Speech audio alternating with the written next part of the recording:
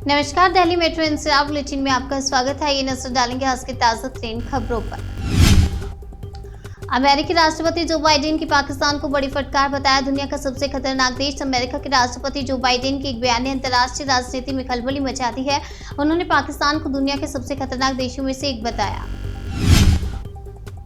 विदेश मंत्री एस जयशंकर मिस्र के 2 दिवसीय दौरे पर काहिरा में प्रतिष्ठित हस्तियों से की मुलाकात। मिस्र की यात्रा के दौरान एस जयशंकर अपने समकक्ष सामेह शौकरी के साथ आपसी हितों से जुड़े द्विपक्षीय, क्षेत्रीय और अंतर्राष्ट्रीय मुद्दों पर चर्चा करेंगे। युद्ध के बीच अमेरिका का बड़ा ऐलान। यूक्रेन को फिर मिलेंगी $725 मिलियन की सैन्य मदद। अमेरिकी राष्ट्रपति जो बाइडेन ने 14 अक्टूबर को एक ज्ञापन में यूक्रेन को सहायता देने की घोषणा की। पैकेज में युद्ध सामग्री और सैन्य वाहन शामिल होने की उम्मीद है। अमेरिका में बंदूकों के कहर पर फिर छलका राष्ट्रपति बाइडेन का दर्द, कहा अब बस हो गया। दिवाली से पहले महंगाई ने तोड़ी आम आदमी की कमर। अमूल ने फिर बढ़ाए दूध के दाम। अमूल के दूध में यहां बढ़ोतरी अचानक हुई। आज सुबह लोगों की बढ़ी हुई कीमतों पर दूध मिला।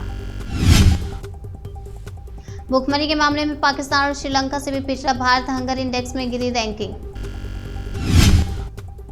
गुलामी के समय के कानूनों को किया रद्द। लोक अदालतों में सुलझे लाखों केस। कानून मंत्रियों के सम्मेलन में बोले पीएम मोदी। प्रधानमंत्री नरेंद्र मोदी ने शनिवार को अपने एक संबोधन में कहा कि भारतीय समाज लगातार प्रगति कर रहा है। देश ने 1,500 अप्रासंगिक कानूनों को रद्द किया।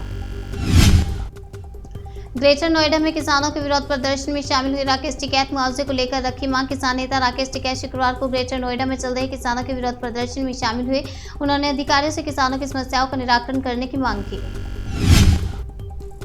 छत्तीसगढ़ में छापेमारी के बाद ईडी का खुलासा, कहा कोयला ढुलाई से जुटाया गया 500 करोड़ का अवैध टैक्स। ईडी ने दावा किया है कि छत्तीसगढ़ में कोयला ढुलाई में बड़े स्तर पर घोटाला हो रहा है और ये घोटाला प्रशासनिक अधिकारियों, नेताओं और अन्य लोगों की मिलीभगत से हो रहा है।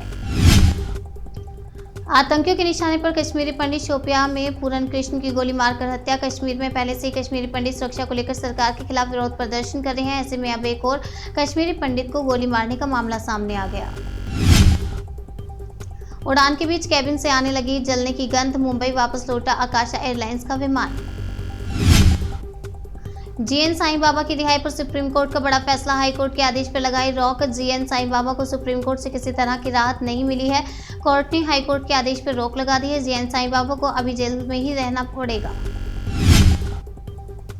जेल से बाहर आए राम रहीम। भारी सुरक्षा के बीच बागपत डेरे के लिए हुए रवाना। सिरसा जाने की अनुमति नहीं। हरियाणा सरकार ने राम रहीम को तीसरी बार पैरोल दी है। इससे पहले पंजाब विधानसभा से पहले और अब आदमपुर उपचुनाव से पहले बाबा को पैरोल दी।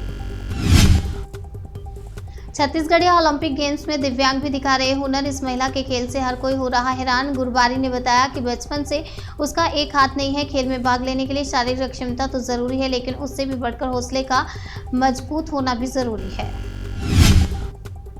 रायपुर की महिलाएं गोबर से पेंट बनाकर कमा रही मुनाफा। बाजार में डिमांड बढ़ी। रायपुर में महिला समूह के द्वारा गोबर से प्राकृतिक पेंट बनाया जा रहा है। दिवाली को देखते हुए बाजार में इस पेंट की मांग बढ़ गई है। महिला समूह ने कई हजार लीटर पेंट की बिक्री कर ली।